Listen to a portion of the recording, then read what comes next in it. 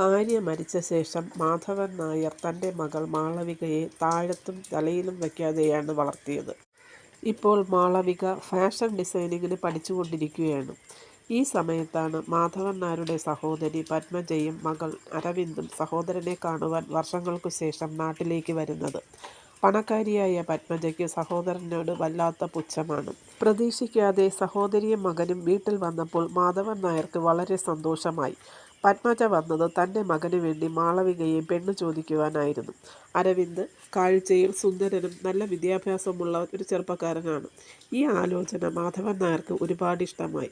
കാരണം മകളെ അറിയാവുന്ന ഒരു കുടുംബത്തിൽ കെട്ടിക്കുന്നു എന്നതായിരുന്നു. സഹോദരി അമ്മയില്ലാത്ത തൻ്റെ മകളെ പൊന്നുപോലെ നോക്കും എന്ന വിശ്വാസവും ഉണ്ടായിരുന്നു. എന്നാൽ മാളവികയ്ക്ക് ഈ വിവാഹം ഒട്ടും ഇഷ്ടമല്ലായിരുന്നു. കാരണം അവൾക്ക് ഫാഷൻ ഡിസൈനിങ് കോഴ്സ് കംപ്ലീറ്റ് ചെയ്തതിന് ശേഷം സ്വന്തമായി ഒരു സ്ഥാപനം ഇടണം, സ്വന്തമായി ഒരു വരുമാനം വേണം, തൻ്റെ അച്ഛനെ പൊന്നുപോലെ നോക്കണം എന്നൊക്കെയായിരുന്നു. പക്ഷേ അച്ഛൻ്റെ നിർബന്ധം കാരണം അവസാനം മാളവിക വിവാഹത്തിന് സമ്മതിച്ചു. ഏറ്റവും അടുത്ത മുഹൂർത്തത്തിൽ തന്നെ വിവാഹം വളരെ ആർഭാടത്തോടെ നടത്തി. അച്ഛനെ ഒറ്റയ്ക്കാക്കി പോകുന്നതിൽ ഒരുപാട് വിഷമിച്ച മാളവിക തൻ്റെ ഭർത്താവിനോടും അമ്മയോടും കൂടെ ബാംഗ്ലൂരിലേക്ക് പോയി. പക്ഷേ അവിടെ ചെന്നപ്പോഴാണ് മനസ്സിലായി താൻ ചതിക്കപ്പെടുകയായിരുന്നു എന്ന്. തൻ്റെ ഭർത്താവ് അരവിന്ദ് എല്ലാ ദുസ്വഭാവത്തിനും ഉടമയായിരുന്നു. തൻ്റെ മകൻ്റെ സ്വഭാവം നന്നാവാൻ വേണ്ടിയായിരുന്നു ഇങ്ങനെ ഒരു വിവാഹം പത്മജ നടത്തിയത്. അരവിന്ദ് മാളവികയെ ശാരീരികമായി ഉപദ്രവിക്കുകയും അത് കണ്ട് രസിക്കുന്ന പത്മജ മകനെ ന്യായീകരിച്ച് സംസാരിക്കുകയും ചെയ്യുമായിരുന്നു. മാളവികയ്ക്ക് ഫ്ലാറ്റിൽ നിന്നും പുറത്തിറങ്ങാനുള്ള സ്വാതന്ത്ര്യമില്ലായിരുന്നു. അടിയും തൊഴിയും കൊണ്ട് അവിടെ തന്നെ കഴിച്ചുകൂട്ടി.